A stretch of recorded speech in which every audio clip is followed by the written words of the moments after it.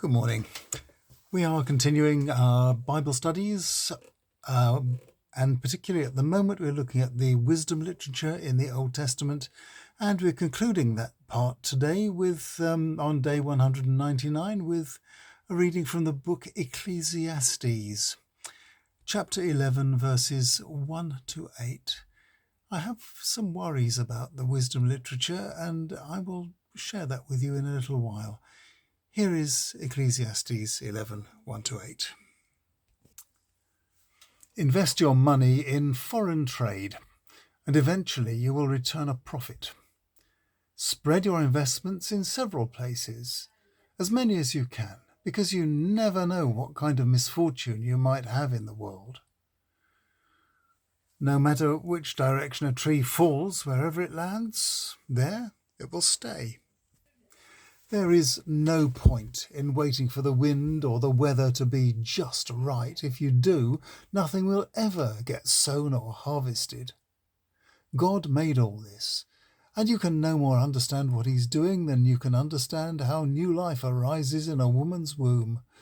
Sow seed morning or evening, you can't tell whether it will grow or whether one sowing will do better than another.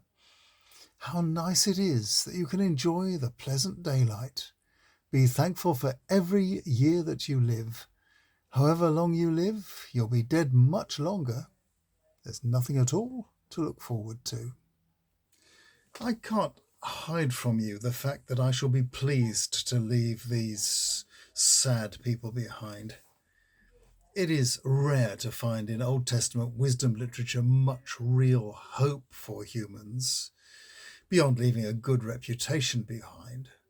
Although in the later wisdom books, which you can find in the Apocrypha, influenced by both Jewish and Greek thought in the 3 centuries before Christ, we do begin to see the hope of immortality being referred to. For instance, in the Wisdom of Solomon, chapter 3, verses 4 to 6, where it says that certain heroes of the faith, it says this about them: it might have looked as if they were being punished, but they possess the confident hope of immortality.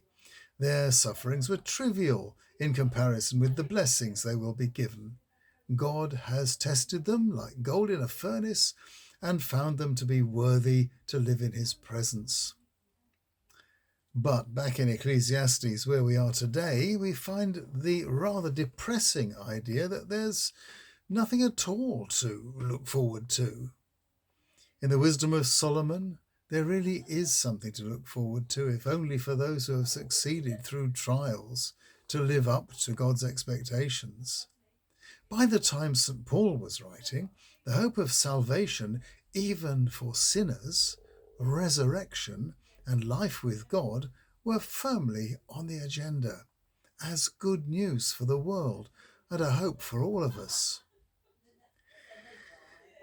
So now we are leaving this little exploration of the writings of the Wisdom School.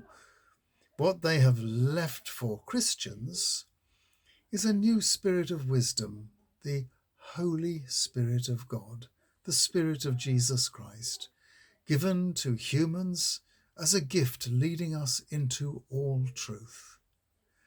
Please note that this is not a gift of infallibility to the Church, nor is it a gift of inerrancy for those who wrote the Scriptures.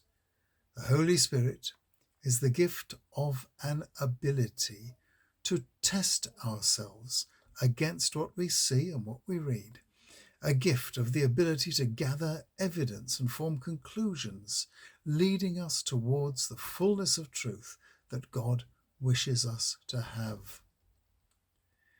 Well, that's the end of the wisdom literature for us, and tomorrow we're going to make our first visit to a rather ancient apocalypse. I'll see you tomorrow.